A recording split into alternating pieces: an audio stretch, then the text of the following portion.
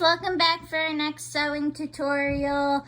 In the last video we attached our placket at the attachment sleeve to the slit in our button down, and now we're going to be actually sewing that placket down. And again, the placket goes at the back of the sleeve and it'll connect to the cuff, and this is what makes it so we can unbutton our sleeves so they're more roomy, roll them up, everything like that. So in the last video, like I said, we stitched our, let's see if I can highlight this. Nope, I can't. We stitched our outer half of the placket piece to the sleeve, right sides together, and then at the vent we cut a 3/8 inch slit diagonally up to the placket attachment seam, folding a small triangle of fabric up onto the right fabric side of the sleeve. Sounds confusing, but basically all I'm saying is at this point you should have your placket piece attached to the sleeve, and then at the beginning of the slit we cut this little diagonal to match our other diagonal, and now you have this triangle of fabric which should be ironed facing upwards, and you'll see why in 1 second. So next up, at this point we want to lay the top end of the binding on the right side of the sleeve, lay placket piece over slash, and pin top end in place. Honestly, these instructions are really confusing if you haven't made this before. Again, I did mention this is the most difficult part of the shirt, so really take your time and don't get too flustered if you do mess up, because this took me a couple tries the first time I sewed a sleeve placket. Okay, so as I had mentioned, at this point, we have our placket attached. Again, that is piece 27. There are some markings on that piece that'll be helpful for you.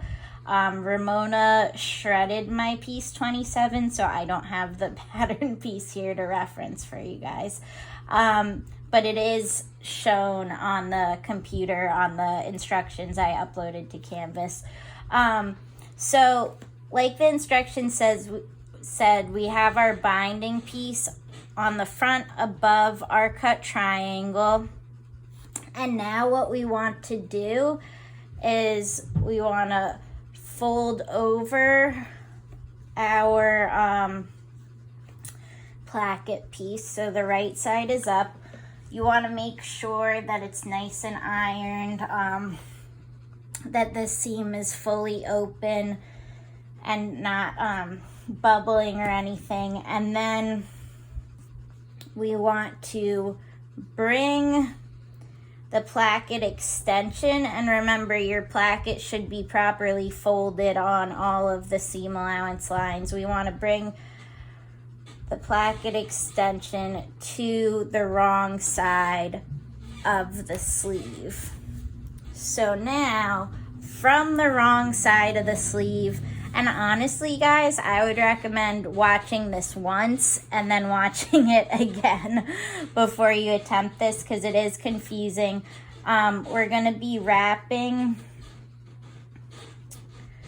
our extension around our seam allowance so that it lines up with our attachment seam that you already sewed.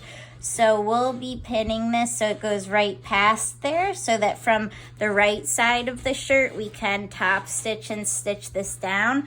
But before we can do that, the whole point of that little triangle is to tuck all of our seam allowance up into there. So you'll notice mine's a little small because they had said to only cut 3/8, and this seam allowance is extra large here.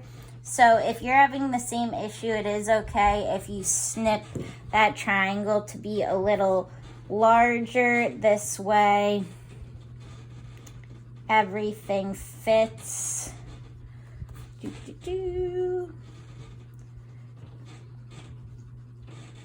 behind that. So the goal is to have all of our seam allowance and raw edges hidden under that triangle so it looks like this. So well, everything's looking nice and my placket edge is slightly over my attachment seam, so I'll be able to edge stitch it. I'm just gonna press everything in place so that it'll hopefully stay that way. I did have issues when I was sewing my other sleeve placket because my chambray fabric is really, it likes to squirm and move around a lot. So hopefully that'll stay. But now you can see we had a million loose ends and now they're all hidden aside from my little string that I have to snip. So now I'm gonna flip my shirt back over, see how everything looks from the outside. Even though I moved stuff around, that shouldn't have happened. And it looks like everything's pretty good. So what I want to do then is I want to pin my placket right past that attachment seam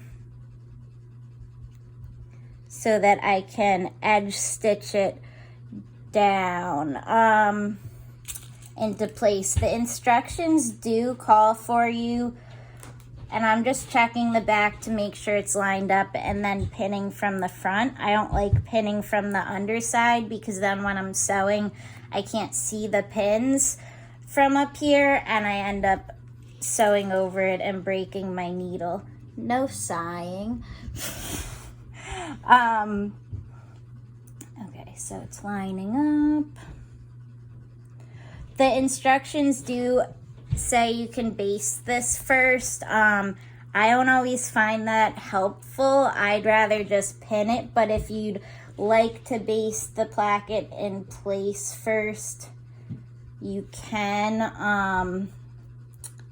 and then sew it and then seam rip out those basting stitches. So, I mean, this isn't perfect. My placket's a little wider at the top than it is at the bottom, but it'll do for now. Let me just see if things have moved on the back. No, the back's still pretty good. But what I'm gonna do is I am actually going to have one pin on the back side, and that's gonna hold everything in place with the triangle underneath. And then I'm also going to put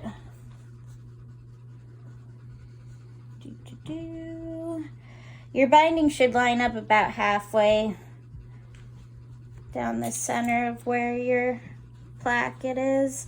I'm gonna pin the placket shut so it doesn't open up while I'm sewing. So next up, I'm going to take you guys to the sewing machines, and why this is a little complicated is obviously we can't just sew this whole thing because then the placket won't open up.